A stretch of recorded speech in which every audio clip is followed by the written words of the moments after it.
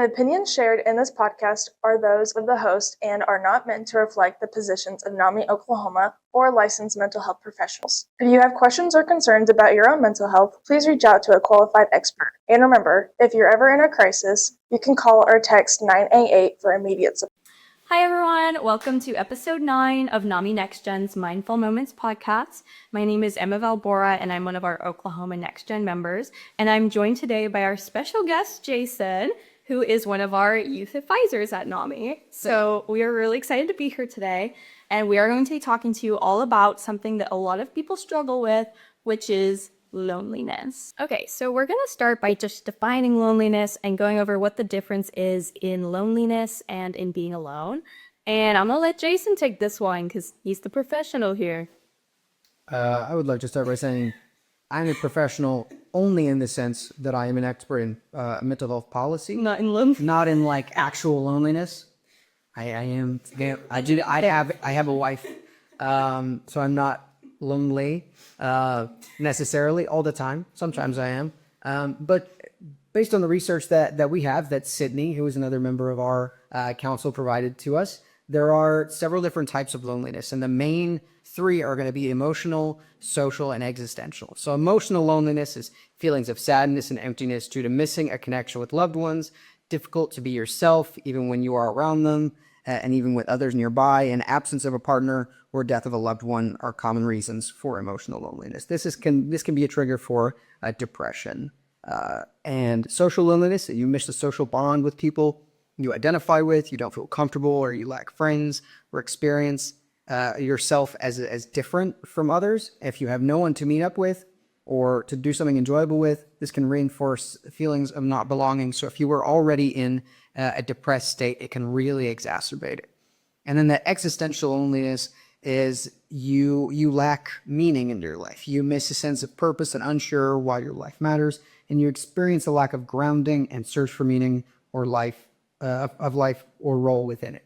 And this is where, when you are already in a lonely position, that existentialism can really cascade into feelings of self-harm or suicidation.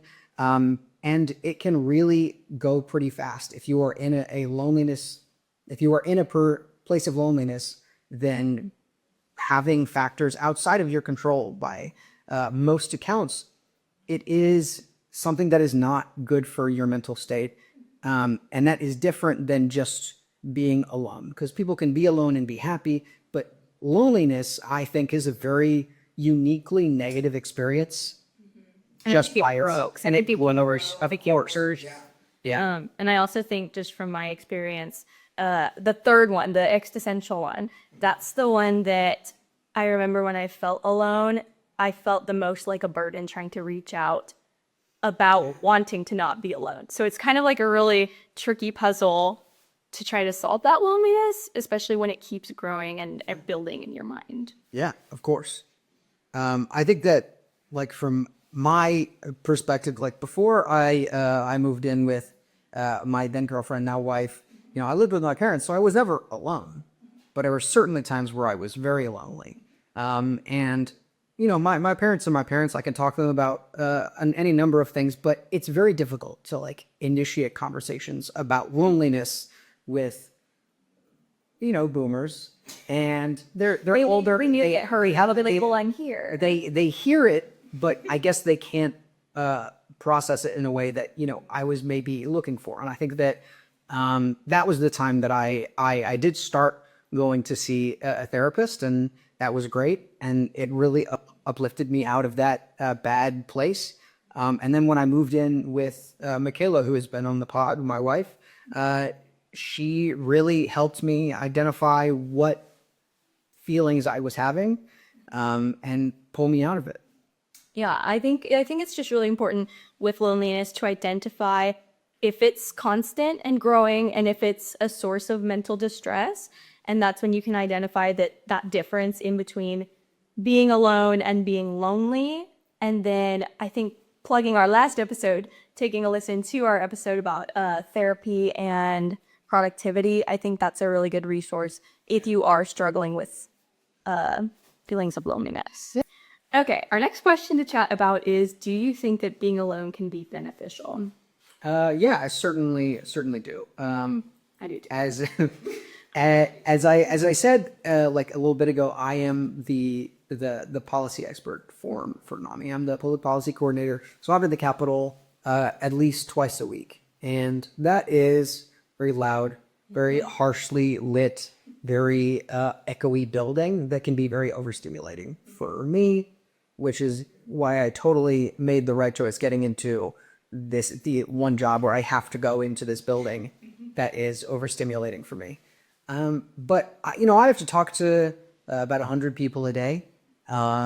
Just going into the Capitol at 9 in the morning and then staying there for a few hours, and then often there's an event that's happening. There was an event today, so it adds about 200 people there, which adds to the noise, and it's just one big like tube that's loud, and it is a lot.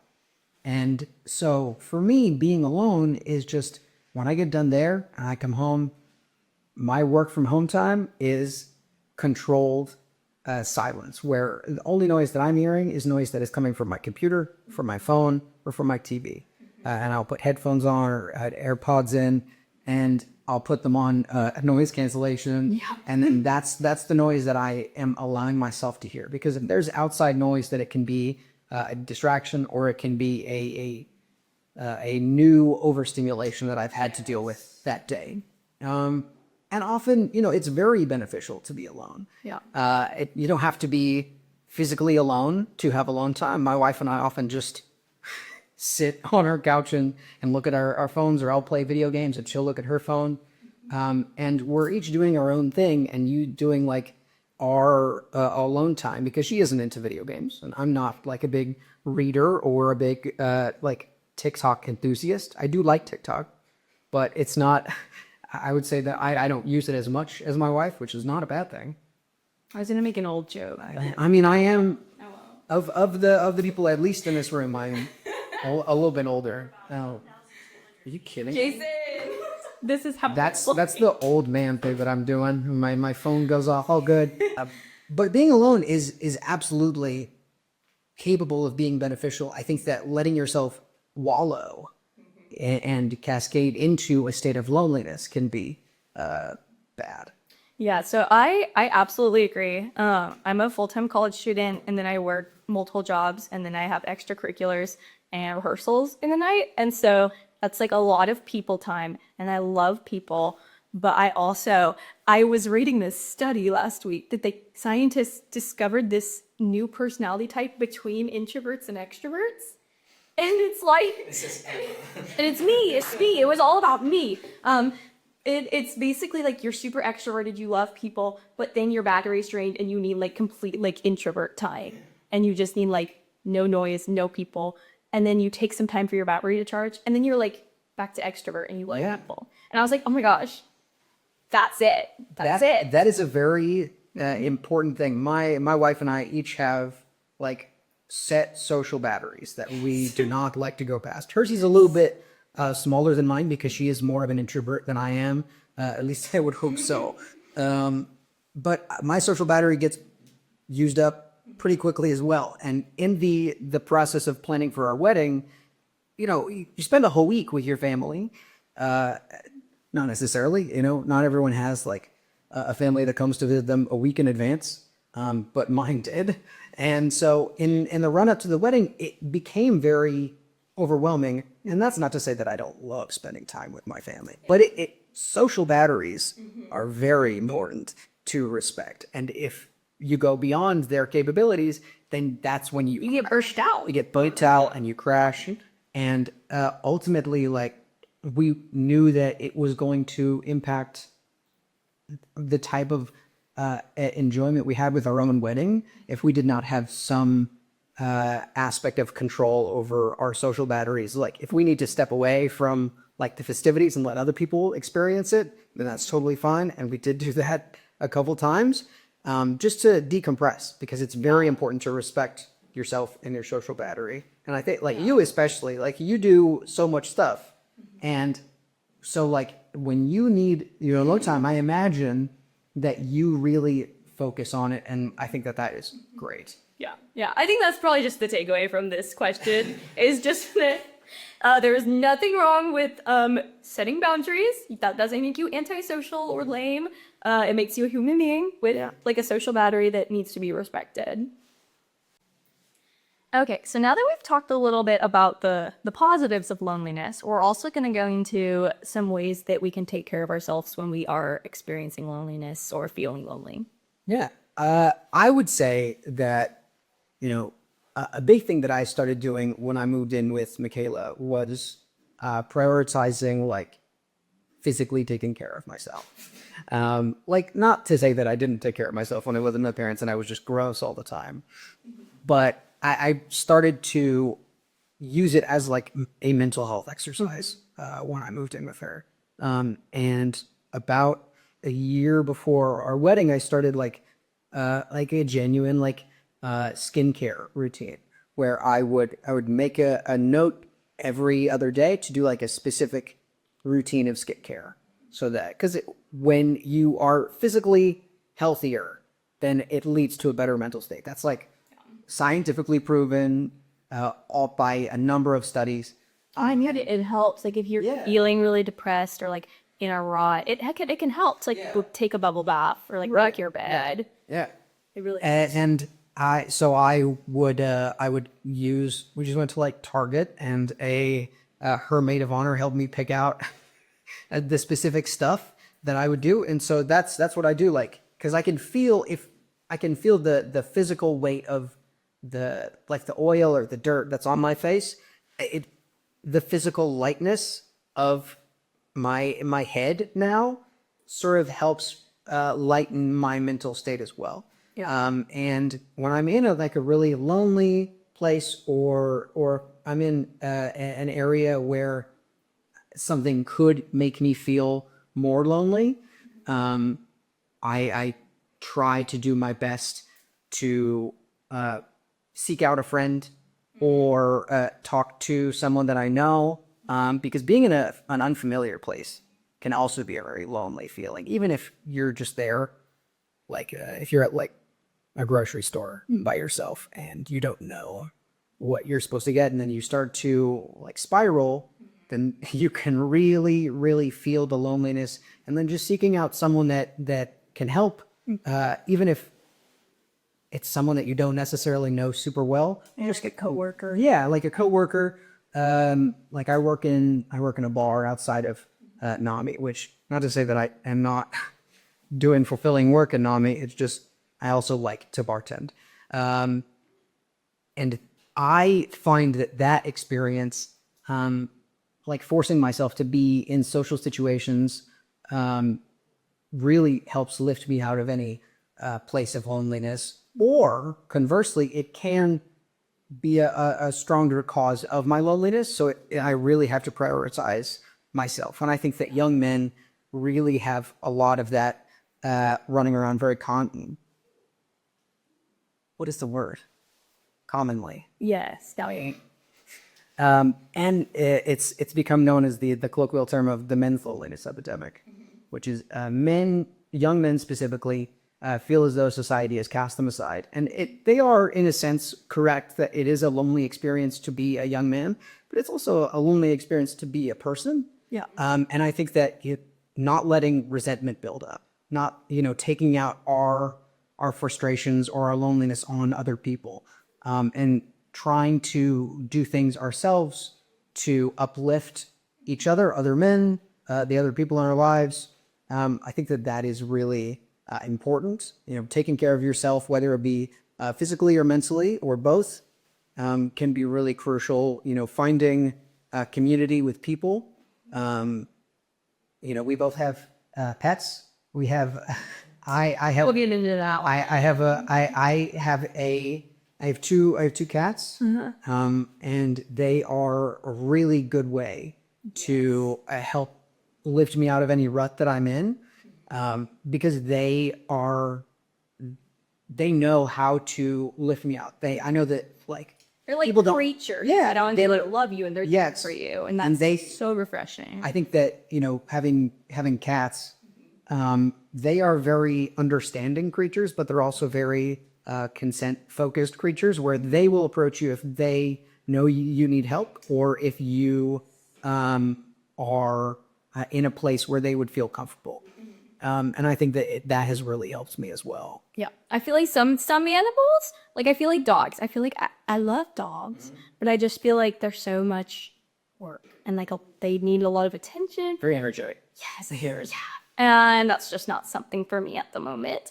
But I have an ESA cat in my dorm, and so I actually had to file with my school and with my therapist to get her like approved. And the whole process just took about a month, being completely free. Yeah. And now she lives with me in my dorm, and it's just the best thing ever because I can still get that lonely, like recharge battery time away from human beings.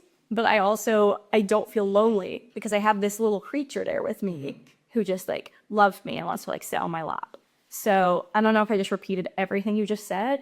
But it works. Then yeah. Oh yeah. I'm a big fan and would highly recommend if that's like an option for you at home to look into ESAs, because that's been one of my favorite ways to like combat loneliness. I really agree with you about like reaching out to people. That's one that I'm really big on is if I'm having a bad day, just reaching out to some friends and saying like, hey, had a really bad day. You want to go to Ted's? And it's just it's like the perfect end to the night, and you get your chips, you get your queso, you get your sweet treat, and you have some socialization, He's very Oklahoma City specific experience. I love it. I'm a Ted's. I love that. I'm a Ted's girl. I think that you like, especially with reaching out to other people. Another thing that happened, I'm going to mention my wedding again. Sorry. Jason's married. If You guys didn't Hey, guess what?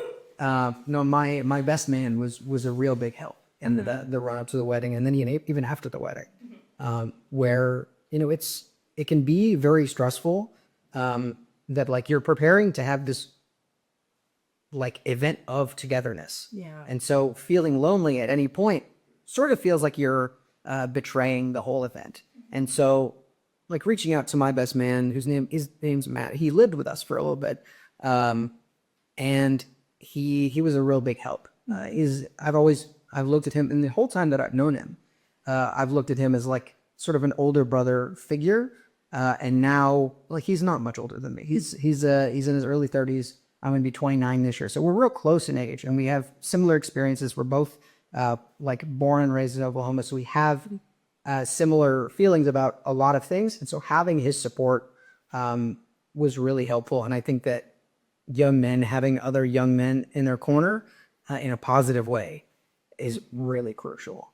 Yeah. And I think if you feel like you don't have that, there are local support groups and there are local organizations. That's why we're here. And that's a really great way if you feel like you don't have that. Because I agree that having people your age or coworkers, people who relate to you, that can really, really help combat those feelings of like feeling like you're like no one understands you. Yeah. Really help what's hot. Okay, so the next question we have to talk about is how do you help others when they may be experiencing loneliness? I think that if someone comes to you and they are clearly struggling with loneliness or depression or just not feeling like they fit in anywhere, then it's really important that you let them know, that you affirm that you are their friends, that you care about them. If they're a sibling or a family member, let them know that you love them. If they are just a person that you work with, if you notice that they're going through a tough time, asking them if they're okay, then that really does a world of good. When we were doing our episode on like suicide prevention, a very big thing among the two, professional counselors or soon to be professional counselors, they really tried to reemphasize that it does not hurt to ask someone if they are feeling low. It does not hurt to ask someone if they are depressed. Yeah. And it doesn't cause them to become more depressed. If anything, it lifts the weight off of their shoulders. Well, because some people may be too scared or embarrassed to express that they're feeling that. And so especially if they do come to you expressing that, that's a lot of trust that they put in you, and it's really important to take that seriously and to be there for them, because that's hard. It is really hard asking for help. If you are in a state of like existential loneliness where you don't feel like you fit in at all, if you have mustered up the strength to ask someone for help, then you are conquering an unbelievable feat. And I think that is by itself amazing. But because it is, very hard, a lot of people aren't able to do that. And so that's when it becomes extra important for us as friends and family and coworkers and just community members in general, that uplifting each other and not letting anyone get to a place where they do feel like they are unwanted or don't feel like they are fitting in or are dealing with any type of loneliness. And that can really do a world of good. Yeah, I think that's why it's so important to have mental health education in schools, so that growing up, adolescents can be learning about warning signs in their friends. Right. Because it is something that a lot of people silently face. And so it's like you said, it can never hurt to reach out. It can never hurt to ask someone how they're doing, because they may be struggling in more ways than you know. Yeah. And just reaching out to see if they're lonely, and if you can be there for them, even if you aren't super close, that could be like the reason they stay. Yeah. Which is That's another thing that like, there is no scenario where asking someone if they need help causes them to reject that help. Yes. They only ever feel more wanted. They feel that much more loved when you ask them if they need help, rather than, putting them in a situation where they have to ask you. Yeah. Lifting a burden off of anyone is always beneficial. Yeah. Sometimes all people need is other people. Yeah. Okay, so now we've talked a little bit more about loneliness and about how to help people facing loneliness. And I think the next question to dive into is, do you believe that a person must first learn to love being alone and be okay with that before they can let someone else love them in a relationship setting? Yeah. This is a good one for Jason, because I don't know if you girls know this. I don't know if we know. Jason is married. Emma is not. Emma is much younger, and to focus on school has got. And that is just as good in some cases. I think that yes, to a certain extent, I think that it is important to understand what you are like by yourself outside of a relationship or outside of a friendship, before you try and start a new relationship, either platonically or romantically. I would say that I did do that before I started dating Michaela.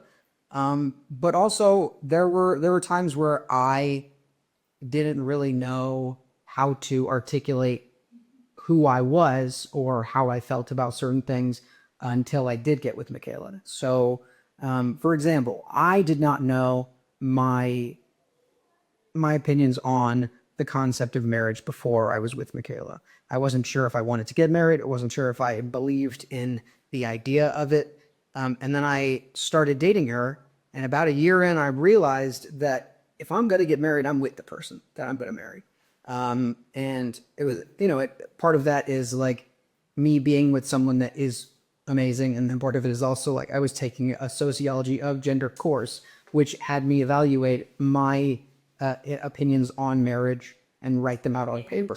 And so being alone is very important in some regards, especially if you are someone that desires being in a relationship at some point. You don't have to like throw yourself into a relationship, because that can lead to, I think right before we jumped into this question, we were talking about codependency, where if you don't know how you are going to behave or understand someone else before you get into a relationship with them, and then your whole world becomes them and their whole world becomes you, codependency can really flourish. And I think that is really bad. It just grows and grows and grows. And I'm sure there are plenty of positive relationships that have codependent elements. But if your relationship is consumed, whether it be platonic or romantic, being codependent is very, very common. And I think that if you are not able to be who you are separate from someone else before you get into a relationship, that when you get into that relationship, it's going to become less about you and less about them and more about what the two of you, what is the best aspects of the two of you instead of like this person and then together. Yeah, so I don't know if that made any sense at the end there. it does, because it reminds me of something that I can actually add to this conversation from what you said. So my last relationship that ended, it started about like 2 or 3 years ago. And I was dating this man who was just like a love bomber. This man was so sure. I have a different love language though, and I was not. And just like every day, just so many compliments and things that at that time I just did not believe about myself. And so having someone every day like, oh, you're the most beautiful girl in the world. I was like, that's a lot for me, because I didn't think about myself that way. So to have someone else in my life romantically who thought that way about myself when I did not was really hard, and literally led to the end of a relationship, because I was like, I need less. Like, I don't even speak about myself this way. And to have another person so sure, it can, I don't know the word I'm thinking of, but it's kind of like the exact opposite of your situation, actually. But it's also a negative to not have that loneliness time with yourself to begin to love yourself, and then getting into a relationship before you're ready for that. Yes, it's also really tough to date in college. It's really, really tough, regardless of the situation. It is. Even if like you're in a positive relationship with someone, like I don't know, like I don't think that Michaela like said this when she was on the podcast. We dated before. We several years ago when I was newly 21 and she was I was about to be 22 and she was about to be 19. She's a little bit younger. But you know, I was working at Starbucks at the time. And then I started working at another coffee shop, and I quit because Just always been a barista. I have been making some variation of drink since I was 20 years old, consistently, uninterrupted, and either barista or bartender. And I've been a bartender uninterrupted for 8 years now. So That's crazy. but we dated before, and it was just a tough situation. You know, I was presumably approaching the end of college, and she was like just starting it. Like she had just finished her first master's. And then, you know, my dad was having some liver problems, and he needed to get a liver transplant, and which didn't come for a few more years. But it was because of this stressful situation of that. You know, my mom is a university professor at the time, and I was a college student, but I was living with them, and so we kind of had to take turns of making sure that my dad was okay, because he's an older man, and cirrhosis is not nice to the body. And so looking after him is a very stressful situation. And so we stopped dating after a few months. And when we got back together, we were both at a point where we were actually getting close to finishing college. I proposed to her 2 months after I graduated. And she graduated the semester afterwards. So I had a 3-year head start to finish college, and she finished a semester after me. So it's all about finding balance in the relationships. Having a balance of your life and the relationship is always important. You don't want to be overwhelmed in your personal life and then also have a relationship. I've dated people when I was also working, 70 hours a week, and going to school and like trying to keep up with my classes, and some things suffered. Yeah. If the relationship didn't suffer, then my grades were suffering, and my grades suffered a lot. So you don't ever want to get into a place where you are forcing yourself into a situation with anybody, whether it just be like a new friendship and this is someone that you love hanging out with, or if it's a relationship and this is someone that you are trying to build like a life with. If you don't have that balance without hand. Well, I'm sorry to ask, 'cause I know we've been yapping a minute on this. I'm always happy to answer questions. But I think that hearing your story about Michaela too, because I never knew that either. I'm just learning everything today. But it also kind of reminds me of another thing that I feel like makes people feel bad about being lonely is when you open up your social media and you see all these people from high school getting engaged and married and having children. Yeah. And like, I'm like 22 and I have multiple friends who are married and have kids. And that's great. And I planned that for myself. I like really thought I was going to be like married and like set at like maybe 24 max. I was like, I'm going to find my person. And yeah, it's funny. I'm going to find her. Those are hard expectations to fulfill too. Yeah, I think that a lot of people absolutely do that. I know a lot of like guys especially that they have this plan for their life. Like they want to be making a certain amount of money by the time they're 30, or they want to have wife and kids by the time they're like 32, or like they want to at least be married and thinking of starting kids by the time they're 35. Because men have a different standard of like when they should have kids. They have a little bit of time. Later or later. I mean, man, there's a much longer clock that we have to like get into a relationship that can pursue children. And I think like with women, because there's like the timeline is so much time. Yeah, because our timeline is, so much shorter. Yeah. There's a lot of pressure that's put on women by society. Yeah. I hope. And that's the thing, it is. And so like I get my phone and I see and I'm like, oh, yeah. I don't have a husband and kids at 22. Like, man. And you shouldn't.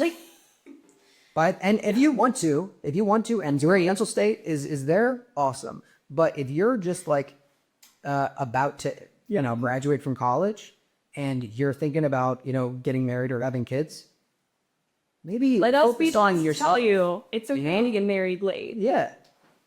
I like my parents got married when they were 20 and 29.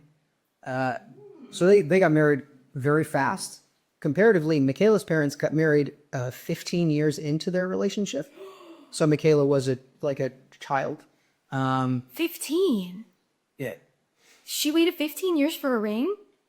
I don't know if she waited. I think that's just how the relationship progressed. Is like I don't know if they were thinking about, I don't know the specifics of my parents-in-law.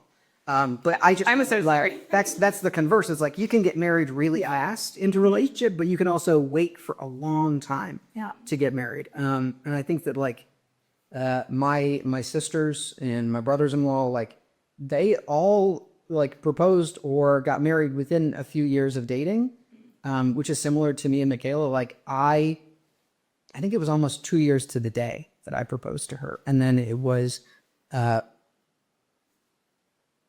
I guess we've been together like consistently for 5 years, like almost 5 years. And so it's really important to find that balance before you get into a relationship. I would say that the reason why I felt comfortable getting into a long-term relationship towards the start of, towards the end of college and the start of my career is because I knew how things were going to go after college. I had set up a network that would have allowed me to get some type of job outside of college. And I was very lucky to get that. But there are a lot of people that work like entry level and they're wanting to make a certain amount of money before they get into a relationship. And then they get stuck because it is hard to, one, find a job, two, find a relationship with someone that really connects with you.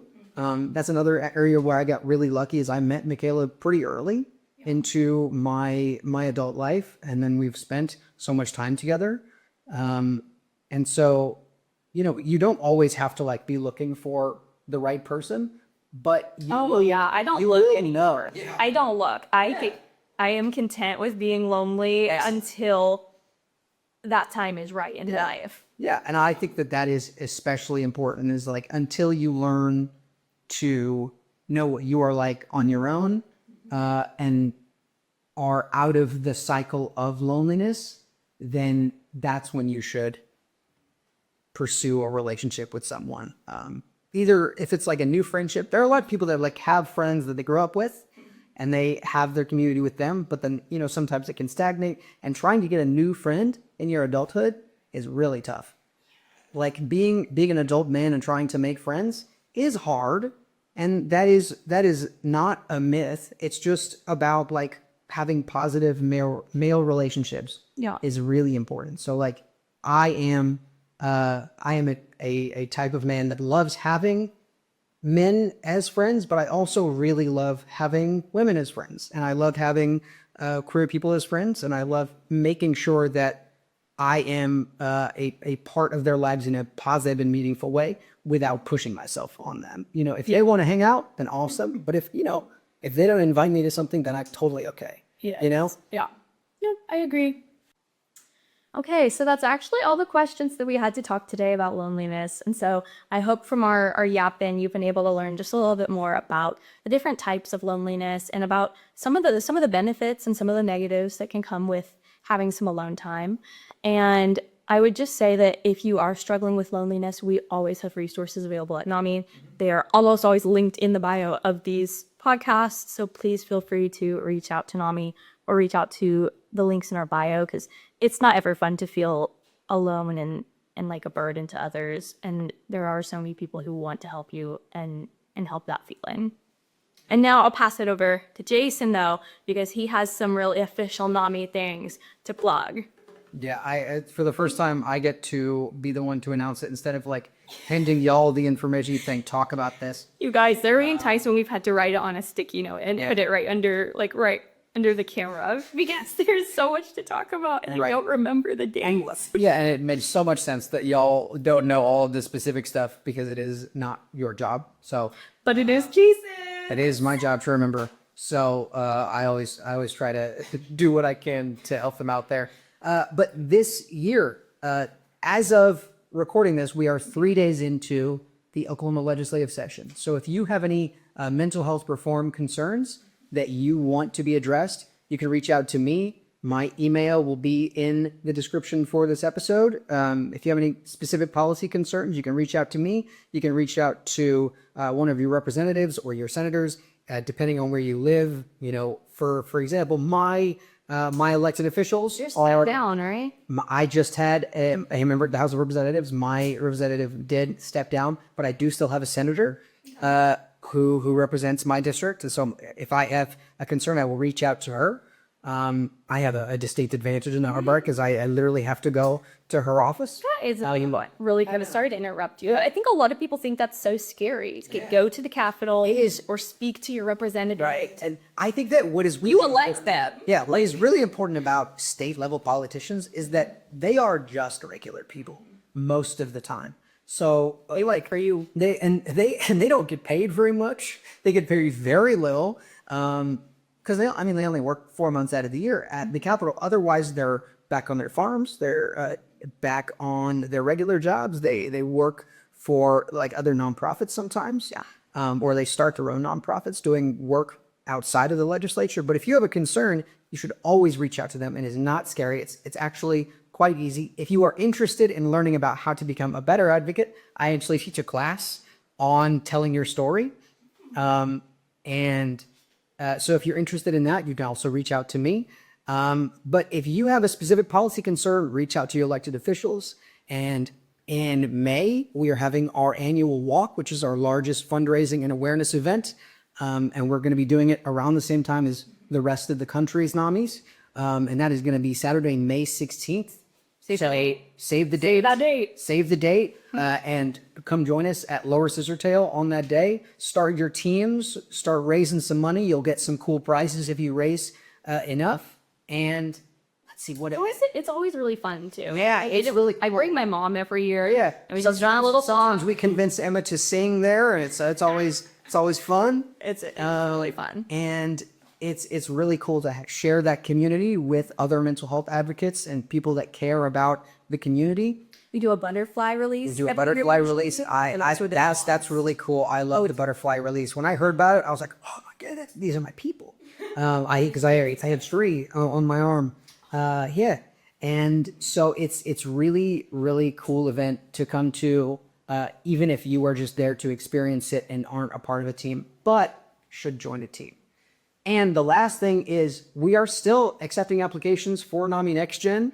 If you are interested, if you are between the ages of 18 and 25, we can be a little bit nice about if you're a little bit over 25. We recently had Madison on the council last year. It was a little bit older than that, and she was a wonderful person to have. So if you are interested, if you are a young person passionate about mental health and you want to make your voice heard, reach out to me. The link to apply will also be in the video description and the podcast description on wherever you're listening. And I will throw it back over to Emma.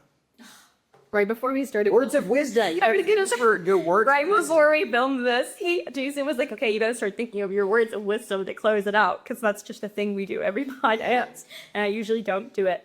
And so We're trying to follow Maya's example. Or Maya always says to Maya. Yeah. So I think my funny base level words of wisdoms is gonna be get a cat. It'll make your life so much better. Get a cat.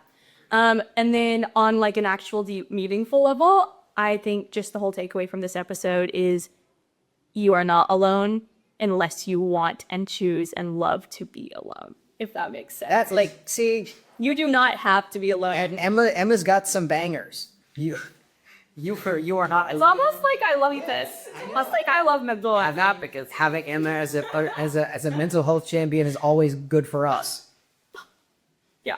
Just thank you.